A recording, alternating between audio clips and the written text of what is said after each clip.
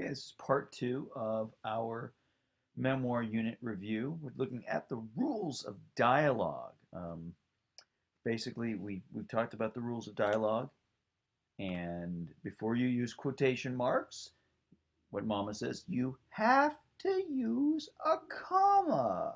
So John then yelled, comma, quote, blah, blah, blah, blah, blah, exclamation point, end quote. Boom.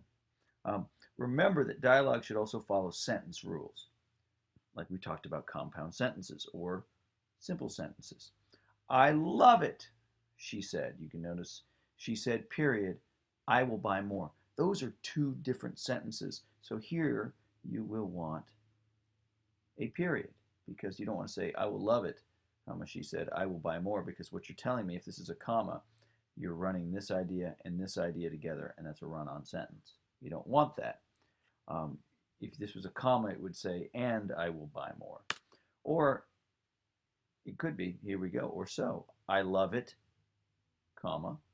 She said, so I will buy more. And here we go. We have a compound sentence right here. So that way we would not put a period here, but we would put a comma because it's the same idea.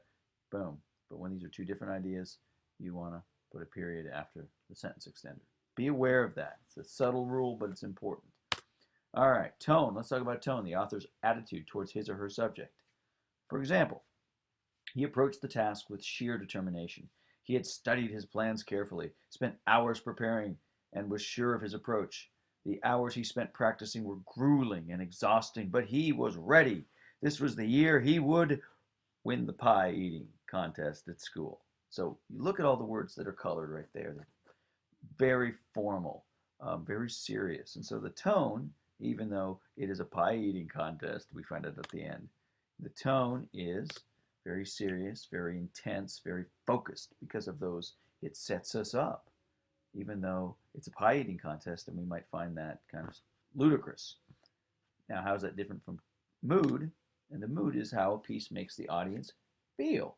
It is what the author wants the audience to feel. So we have this same paragraph, and we have this very formal, serious tone. But when we get to the end and we have this idea of it, he's getting ready for a pie eating contest, we kind of chuckle. And so the feeling that we get from the piece is playful, a little more informal, kind of silly, maybe a little bit exciting.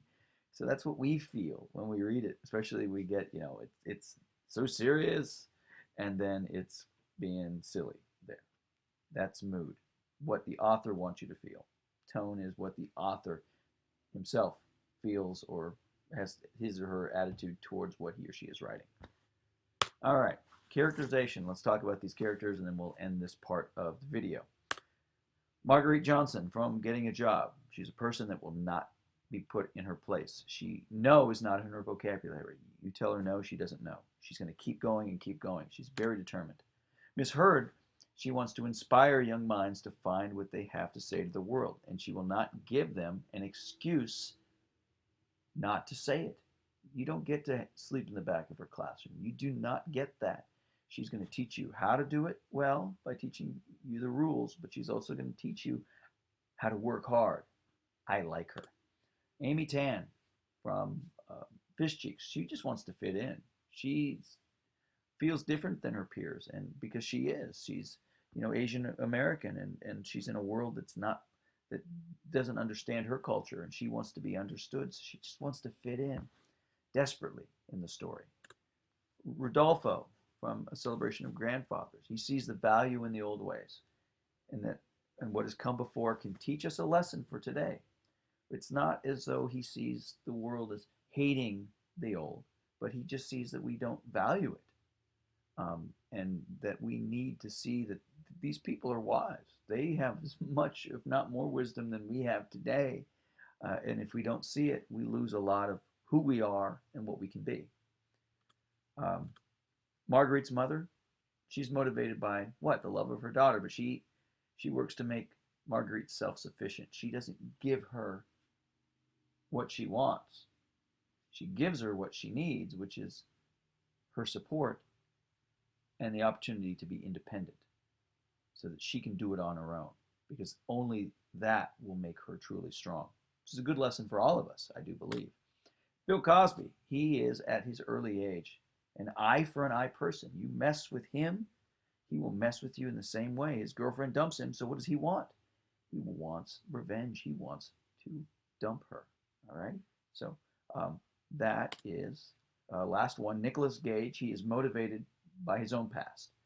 He feels by looking at his family and what they went through, that's got him to where he is today.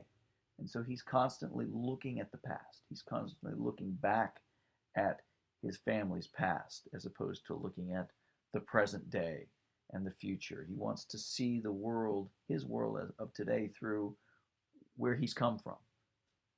Alrighty, so that's the end of part 2. I will do vocabulary next. Bye bye.